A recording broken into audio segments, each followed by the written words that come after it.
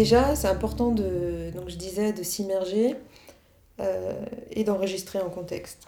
Mais la prise de son, elle ne fait pas tout.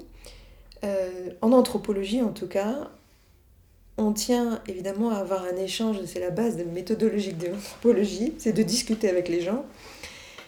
Mais l'anthropologie du sonore et tout ce qui concerne la perception en général, c'est un champ de l'expérience qui, par définition, on pourrait dire ne se dit pas, ou sur lequel on ne discourt pas. Souvent, quand on est attiré par un son, ou par une lumière, ou par une belle chose qu'on regarde, c'est quelque chose qu'on expérimente et sur lequel ce qu'on va verbaliser n'est pas forcément extrêmement clair, ou il va l'être après coup, ce qui est déjà une analyse.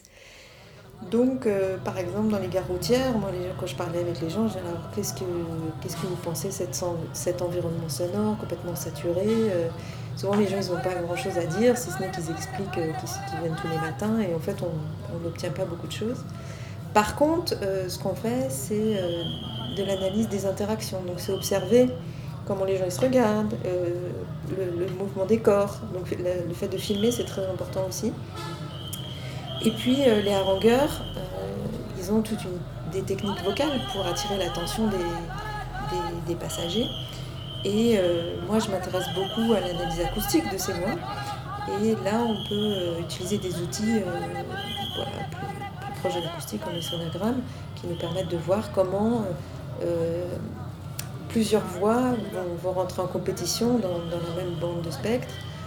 Comme quel type d'harmonique va être renforcé par rapport à une autre pour être entendu à large échelle et le faire comme ça dans différentes situations. Donc moi je compare par exemple comment deux crieurs interagissent à partir d'un enregistrement sonore que j'aurais choisi pour sa clarté ou voilà, parce qu'en fait au début ça donne l'impression que tout est chaotique et le fait de passer par ces outils-là d'objectivation du acoustique, ça permet de comprendre combien de personnes déjà, on peut visualiser ça, à quel moment elles interviennent, à quel niveau du spectre, et voilà, ça donne déjà une interaction.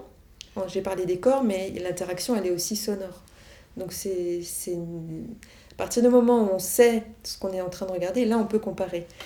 Parce qu'un travail qui serait fait dans un autre lieu public, comparer des sonagrammes, ça c'est quelque chose de très classique, mais d'avoir on peut comparer des gestes, on peut comparer aussi les discours qui sont associés à certaines, c'est pas le cas des gares, mais dans les lieux de culte par exemple, par contre là les gens parlent beaucoup de l'efficacité du son, parce que les enjeux sont pas du tout les mêmes. Et là on peut très bien comparer ce qui se joue dans le son dans une église ou dans un temple. Pour vous donner un exemple, euh, dans les temples, le son, il a plusieurs facettes, mais il y a par exemple des sons qui sont très saillants, comme les sons de cloche, qui indiquent qu'une offrande est en train de se tenir. On appelle ça les pujas pour les divinités. Mais il peut y avoir comme ça des sons, on pourrait dire tapissants, qui sont présents dans tout l'espace du temple, qui sont les récitations de mantras, qui sont des formules verbales qui sont soit faites vocalement, soit avec des machines électroniques qu'on appelle les mantra box. Et là, les gens disent, ah ben, ce son-là, il se diffuse, il est là, et ça va stimuler la divinité pour être présente au sein du temple. En fait, les divinités, elles habitent le temple, mais voilà, c'est pas des êtres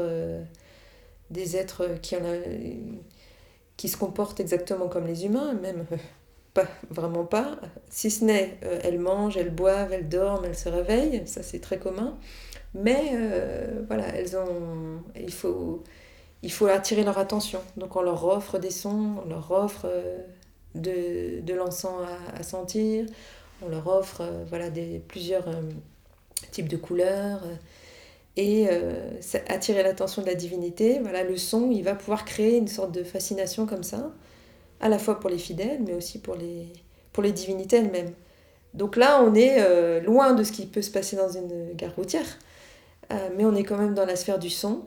Et on peut déjà, à l'échelle d'une société, voir que le son, c'est pas un truc unique. Euh, ça, ça, ça, ça, ça peut œuvrer pour des types d'activités très différentes.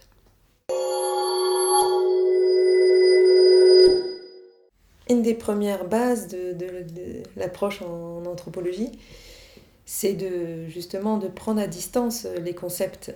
Alors, venant d'ethnomusicologie, c'est une des premières choses qu'on dit à nos étudiants. C'est attention, vous vous intéressez à la musique, mais qu'est-ce que c'est la musique? On peut avoir une définition, voilà, par exemple, il y a plusieurs compositeurs comme Varèse, du son organisé. Varèse, il disait ça. Un ethnomusicologue, John Blacking, du son humainement organisé. On trouve comme ça des critères, mais voilà, c'est une définition de la musique qui passe par deux critères, qu'il est sonore et organisé. Mais on pourrait très bien avoir une définition beaucoup plus large, ou pas en avoir du tout, parce qu'il y a des sociétés où la distinction n'existe pas. Les musiciens itinérants que j'évoquais tout à l'heure, ils disent pas je fais de la musique, ils disent je fais un service rituel. Ils disent je fais du chant, mais je le fais pas, c'est le terme. Je fais du chant pour vous soigner. Et il n'y a pas l'idée voilà, d'une musique qu'on va écouter dans une salle avec un... Voilà, Donc on pourrait très bien faire sortir ce type de pratiques qui sont pourtant humainement organisées comme étant des pratiques rituelles et pas musicales. Donc les définitions, elles sont toujours... De toute façon, c'est le propre des définitions, c'est d'avoir des frontières qu'on peut discuter. Et pour le son, on retrouve ce même phénomène. Moi, j'aime bien quand même travailler sur les mots, même si dans la perception, on n'en parle pas, parce que les mots aussi, ils disent quelque chose de notre manière de concevoir et de vivre la perception. Par exemple, en Inde, pour dire le son, on dit shabda. Shabda, le premier mot de shabda, c'est un terme sanskrit qu'on retrouve dans toutes les langues indiennes. Il y en a plusieurs à l'échelle de l'Inde. Ça veut dire le mot, la voix. Donc le son primordial, c'est un son vocal. C'est pas le cas dans le monde entier.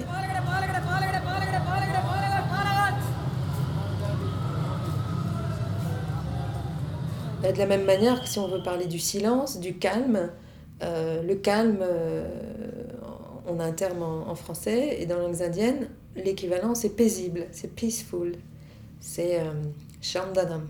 C'est un terme qu'on utilise aussi pour décrire les atmosphères dans les temples. Voilà. Mais tout ça, c'est sous l'appellation calme. Alors, d'ailleurs, on pourrait le traduire plutôt par paisible, ça serait le plus...